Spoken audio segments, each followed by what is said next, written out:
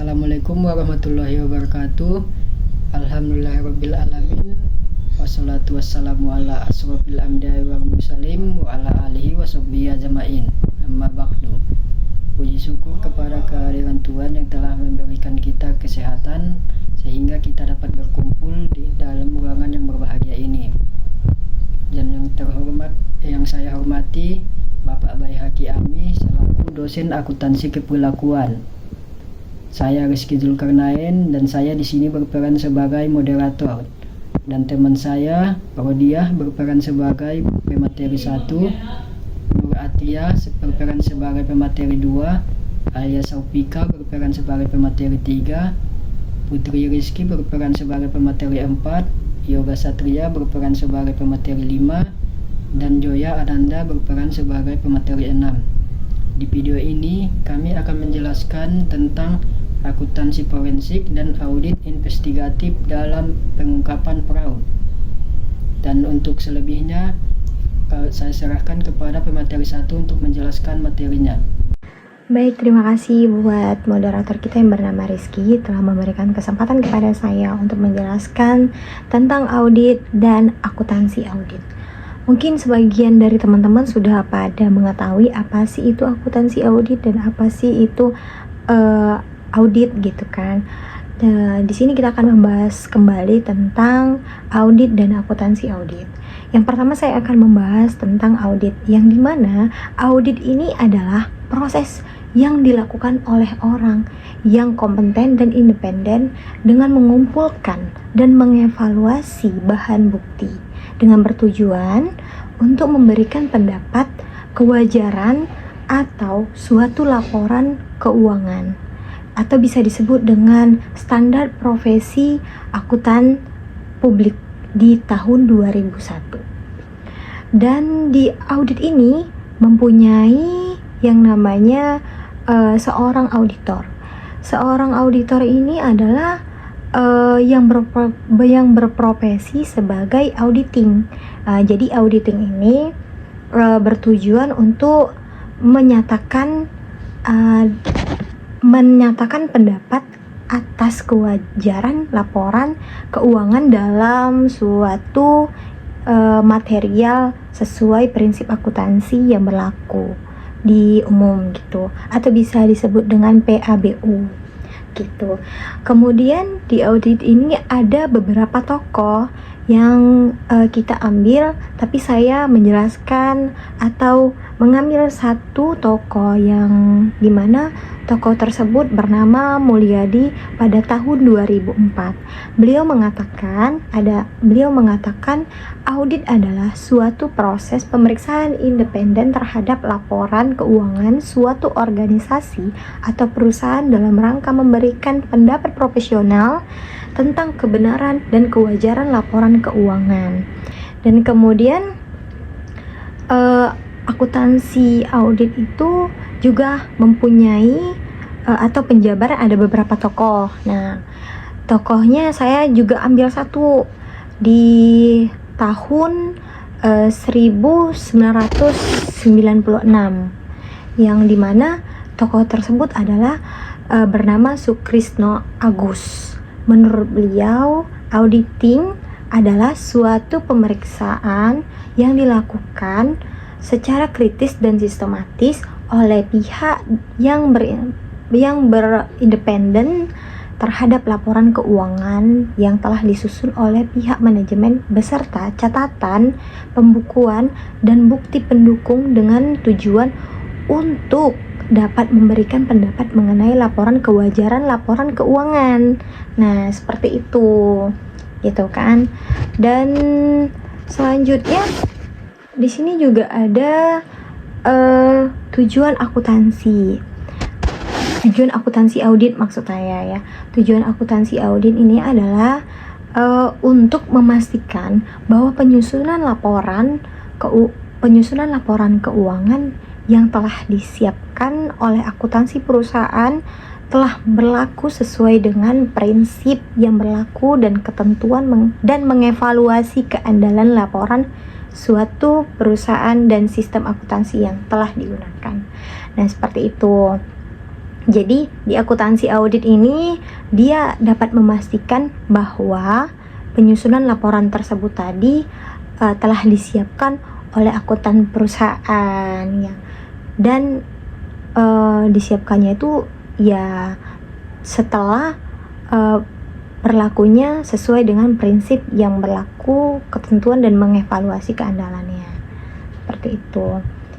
Dan berlanjut ke perbedaan akuntansi dengan auditing. Di sini yang pertama akuntansi yaitu pencatatan, pengklasifikasian dan peringkasan keadilan ekonomi yang terjadi untuk menyediakan keuangan informasi yang digunakan dalam mengambil keputusan. Jadi kalau di akuntansi ini lebih ke pencatatan, pengklasifikasian dan peringkasan kejadian. Dia lebih sedikit detail ya teman-teman. Dia lebih sedikit detail dikarenakan emang pada dasarnya juga kalau semisalnya itu manusia juga bakalan mudah lupa kalau tidak dicatat, kalau tidak benar-benar diklasifikasikan itu bakalan lupa gitu kan. 100% manusia nggak bakalan bisa kalau emang itu nggak kalau emang itu tidak dicatat sama sekali apapun itu gitu kan. Dan kemudian akuntansi ini dia meliputin transaksi. Pertama kita harus transaksi dulu kepada, atau misalnya kita harus berjual beli dulu. Kemudian sesudah jual beli kita melakukan perjurnalan. Perjurnalan ini yang dinamakan itu tadi debit dan kredit yang seperti itu. Setelah dari jurnal kita menuju ke buku besar. Nah, buku besar tadi yang dimana emang yang dimasukkan hampir sama jurnal, tapi emang dia lebih ke detailnya yaitu di buku besar gitu kan. Setelah itu kita masuk ke laporan keuangan. Nah di akuntansi itu aja sih transaksinya, dari transaksi, jurnal, buku besar, dan laporan keuangan gitu. Sementara di auditing dia tuh hanya menentukan informasi yang dicatat dengan benar, mencerminkan peristiwa ekonomi yang terjadi selama periode akuntansi. Nah gitu, kalau di auditing itu lebih ke informasi yang dicatat gitu. Jadi harus benar-benar informasinya itu dicatat gitu kan. Dan siklus auditing sama akuntansi itu beda teman-teman. Jadi auditing tuh lebih ke laporan keuangannya dulu gitu kan, laporan keuangannya, setelah itu ke buku besarnya, setelah itu ke transaksi. Jadi dia kayak kembali gitu loh, kayak kalau di akuntansi tadi kan transaksi dulu. Nah kalau di auditing tadi di akhirnya transaksinya, seperti itu. Dan yang ketiga juga hubungan selanjutnya, poin ketiga itu ada di hubungan kegiatan akuntansi dengan auditing akuntansi, yang dimana akuntansi merupakan proses mengidentifikasi, mengukur, mencatat, mengkelompokkan, merangkum, dan melaporkan kejadian-kejadian yang mempengaruhi perusahaan dalam laporan keuangan. Sedangkan yang audit meliputi pengumpulan bukti-bukti yang diperoleh secara logis dan insurance seperti itu, bahwa laporan keuangan tersebut disajikan dengan wajar dalam sebuah aspek material sesuai ketentuan yang berlaku. Seperti itu teman-teman. Jadi di perusahaan itu harus ada yang namanya sistem audit. Kalau di perusahaan tidak ada namanya sistem audit atau akuntansi audit, itu perusahaannya benar-benar bakal jadi kalau bisa dibilang tuh bakal jadi hancur, atau kata lainnya tuh bangkrut, seperti itu kalau nggak ada sistem audit. Seperti itu. Dan kemudian poin-poin berikutnya akan disampaikan kepada teman saya. Saya lanjutin dengan teman saya. Terima kasih. Terima kasih sudah menjelaskan materi atau poin-poin tersebut.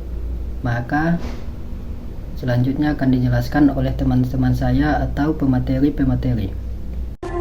Oke, baiklah. Terima kasih kepada moderator yang telah memberikan saya kesempatan untuk sedikit menjelaskan tentang International Standard on Auditing, Electronic Audit, dan yang terakhir ada proses audit dan kinerja auditor.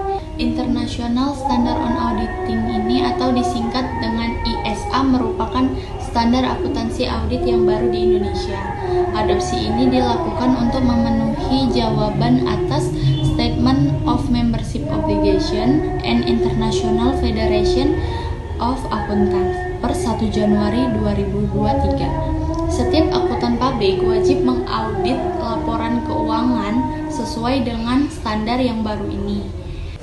International Standard on Auditing ini ditulis dalam rangka mengaudit laporan oleh auditor independen. Mereka harus menyesuaikan dengan kebutuhan yang dihadapi pada saat mengaudit atas laporan keuangan.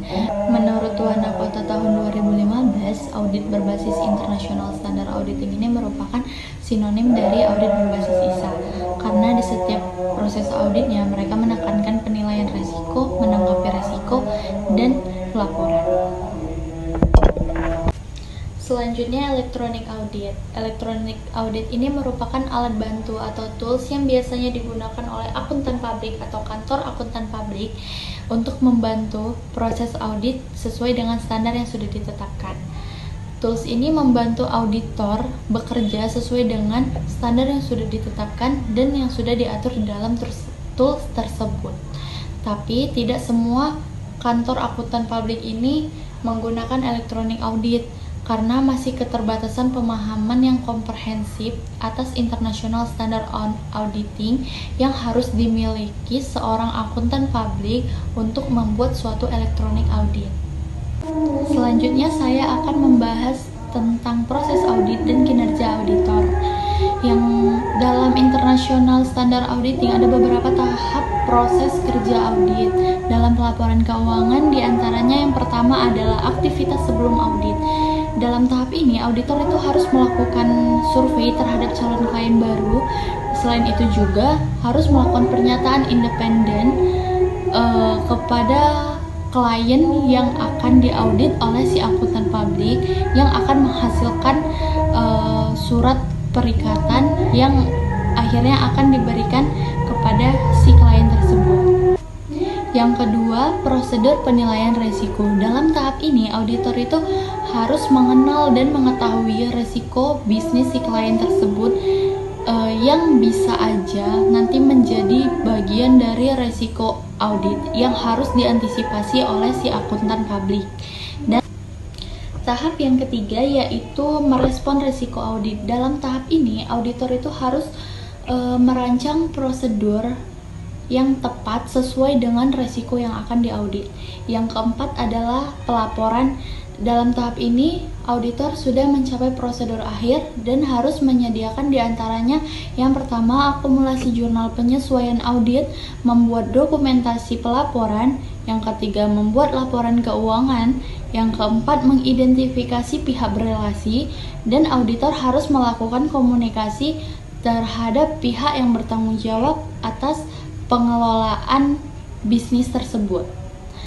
Baiklah, segitu saja yang bisa saya sampaikan. Lebih dan kurangnya saya mohon maaf.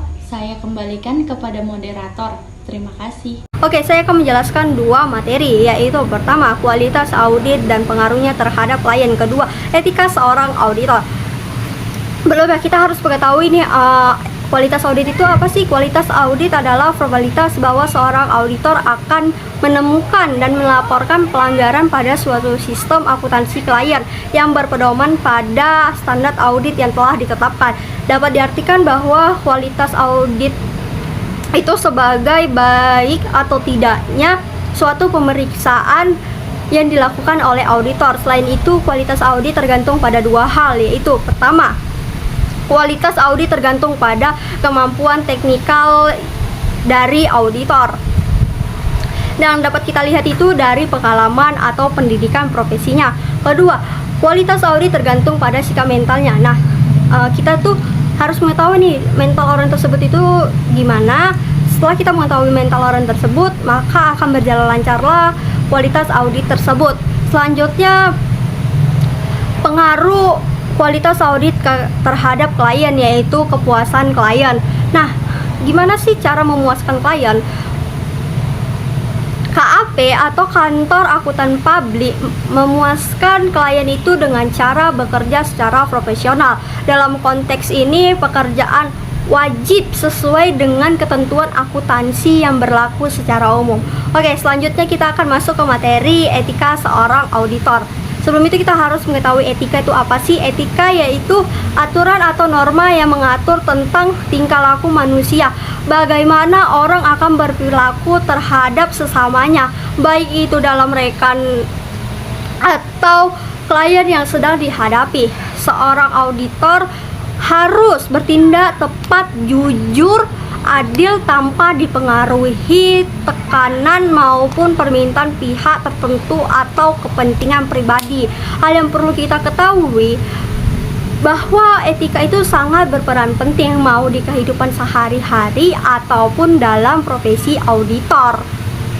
Karena percuma saja pekerjaan kita bekerja secara bagus, baik, mau otak kita pintar pun kalau misalnya kita tidak mempunyai etika, kita tidak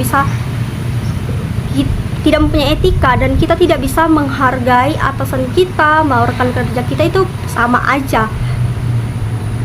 Baru itu etika seorang auditor akan memengaruhi standar kualitas audit, dan hal ini dikarenakan seorang audit memiliki tanggung jawab dan pengabdian yang besar terhadap masyarakat. Nah, yang seperti saya bilang sebelumnya, etika itu sangat penting karena kalau misalnya kita tidak mempunyai etika, maka itu akan memengaruhi standar kualitas audit yang sebelumnya sudah saya jelaskan apa itu kualitas audit.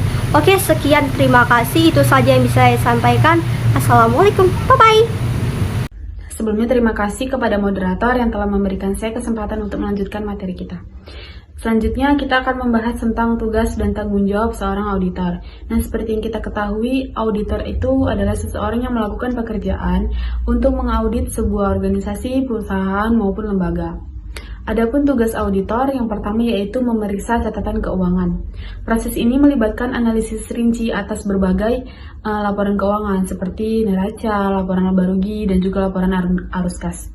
Kemudian yang kedua, menulis laporan pada akhir prosedur audit yang menentukan tingkat akurasi dan kejelasan yang diperhitungkan organisasi, perusahaan, maupun lembaga.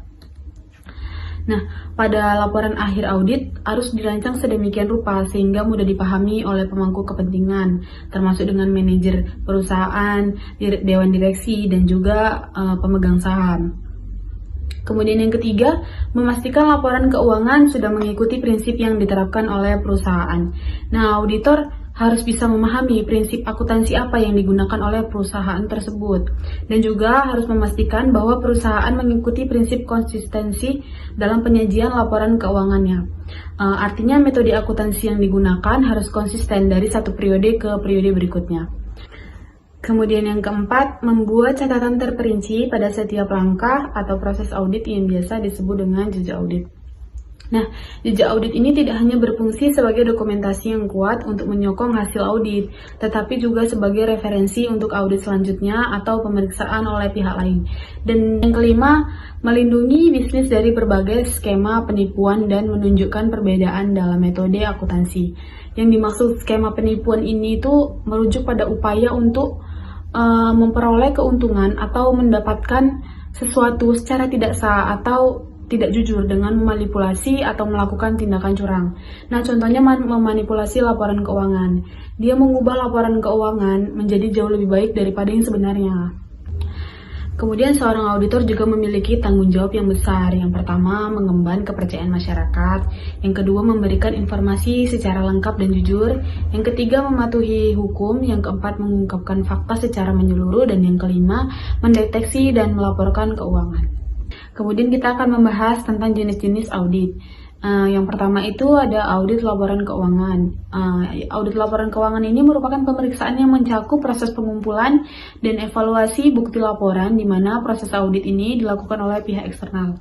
Nah, yang kedua ada audit operasional, yaitu suatu pemeriksaan terhadap kegiatan operasi atau suatu perusahaan, termasuk kebijakan akuntansi dan kebijakan operasional yang telah ditentukan oleh manajemen untuk mengetahui apakah kegiatan operasi tersebut sudah dilakukan secara efektif, efisien, dan ekonomis. Kemudian yang ketiga ada audit ketaatan, yaitu pemeriksaan yang dilakukan untuk mengetahui apakah perusahaan sudah mentaati kebijakan-kebijakan atau peraturan-peraturan yang telah berlaku, baik yang ditetapkan oleh perusahaan internal maupun perusahaan eksternal. Kemudian yang keempat, ada audit kinerja, yaitu pemeriksaan terhadap instansi pemerintahan dalam menentukan sisi ekonomis, efektivitas, dan efisiensi. Nah, kemudian selanjutnya kita akan membahas persamaan dan perbedaan audit internal dan audit eksternal. Nah, persamaannya ini sama-sama bertujuan untuk memberikan rekomendasi guna perbaikan operasi manajemen pada audit. Ya, dan sama-sama dilakukan oleh orang-orang yang kompeten, berpedoman pada standar audit. Kemudian perbedaan audit internal dan eksternal. Jadi audit internal ini berada di dalam perusahaan, sedangkan eksternal berada di luar perusahaan. Bersifatnya independen dan tidak dikuasai oleh pihak manapun. Kemudian perbedaan pada bidang ini jauh lebih banyak daripada persamaannya. Tujuan audit internal memberikan informasi yang diperlukan manajer dalam menjalankan tanggung jawab mereka secara aktif, sedangkan yang eksternal menyajikan informasi kepada stakeholder atau pemegang saham mereka. Jadi pemegang saham memerlukan audit untuk mengaudit tentang laporan keuangannya agar mereka tahu bagaimana saham yang akan mereka beli. Yang ketiga, standar pelaporan. Standar pelaporan ini terbagi menjadi 4 poin, yaitu 1. Laporan auditor harus menyatakan laporan keuangan telah disusun dengan standar akuntansi yang berlaku di Indonesia.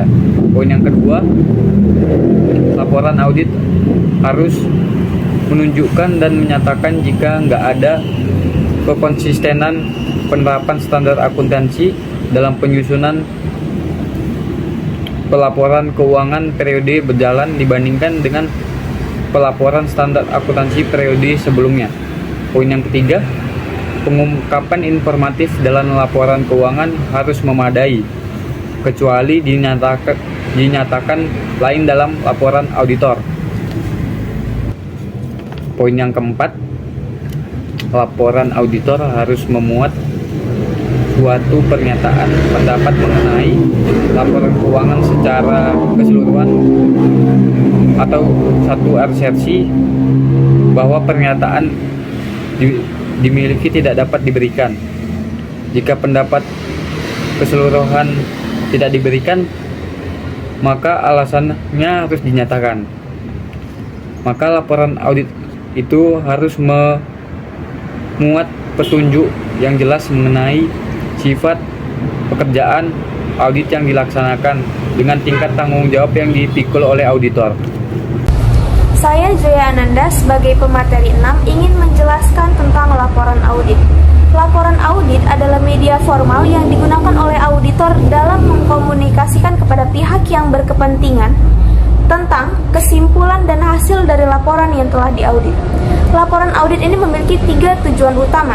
1. Menginformasikan, yaitu menceritakan hal-hal yang mereka temui. 2. Mempengaruhi, yaitu meyakinkan manajemen tentang nilai dan validasi dari temuan audit. Dan yang ketiga adalah memberikan hasil, di mana dia menggerakkan manajemen ke arah perubahan dan perbaikan ke depannya. Untuk syarat, laporan audit ini memiliki beberapa syarat, yaitu laporan harus bersifat lengkap, akurat, jelas, meyakinkan, objektif, dan ringkas. Selanjutnya adalah unsur-unsur laporan audit. Ada beberapa unsur yang mendukung dalam pembuatan laporan audit.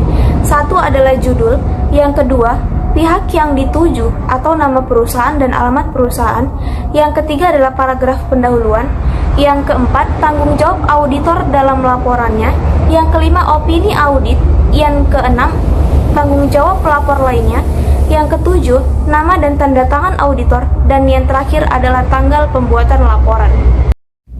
Materi selanjutnya adalah standar auditing di Indonesia. Selain ISA atau International Standard of Auditing, Ikatan Akuntan Publik Indonesia atau IAPI juga telah menetapkan dan mensahkan beberapa standar, yaitu standar umum, standar pekerjaan lapangan, dan standar pelaporan. Untuk tema, kami mengambil judul akuntansi forensik dan audit investigatif dalam pengungkapan fraud atau kecurangan, diambil dari Jurnal Ekonomi, penulisnya Dewi Anggraini pada tahun 2019. Baiklah, di sini saya akan membahas variabel per variabel. Variabel pertama adalah akuntansi forensik. Akuntansi forensik ini adalah aplikasi dari keterampilan finansial dan investigatif mentalitas dalam upaya memecahkan isu permasalahan dalam konteks aturan dan upaya pembuktian.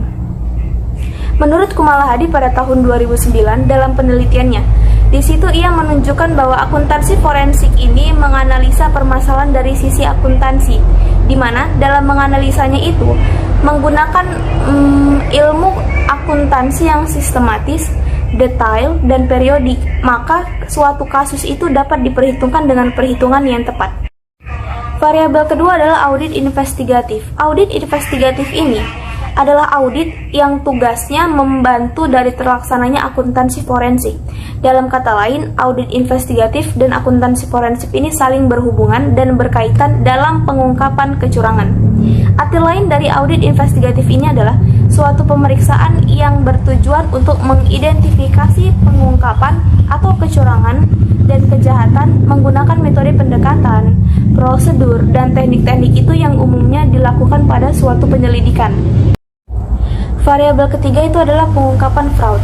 Di Indonesia, fraud itu lebih dikenal dengan namanya kecurangan. Dalam hal bisnis atau dalam dunia bisnis disebut dengan namanya kecurangan ekonomi. Sebenarnya arti kata lain dari fraud itu adalah penipuan yang sengaja dilakukan yang memunculkan kerugian untuk pihak lain tetapi memberikan keuntungan bagi pelaku kecurangan atau kelompoknya. Dalam suatu perusahaan, fraud itu dibagi menjadi dua jenis, yaitu fraud eksternal dan fraud internal. Fraud eksternal itu fraud yang berasal dari luar perusahaan masuk ke dalam perusahaan. Contohnya itu ketika seseorang ingin melakukan penyuapan, terus adanya faktur ganda dan modifikasi kualitas barang atau jasa di luar kesepakatan. Kalau dia fraud dalam internal itu seperti seorang bos yang melakukan korupsi, rekayasa laporan keuangan, dan menggandakan keuangan. Berdasarkan hasil penelitian dari judul yang kami dalami, ada beberapa teknik audit investigatif dan akuntansi forensik yang digunakan dalam pengungkapan. Terima kasih buat teman-teman yang sudah menjelaskan poin-poin atau materi-materi tentang audit. Sampai sini saja materi kami. Apabila ada kesalahan tentang teman-teman saya dalam menjelaskan, kami mohon maaf. Assalamualaikum warahmatullahi wabarakatuh.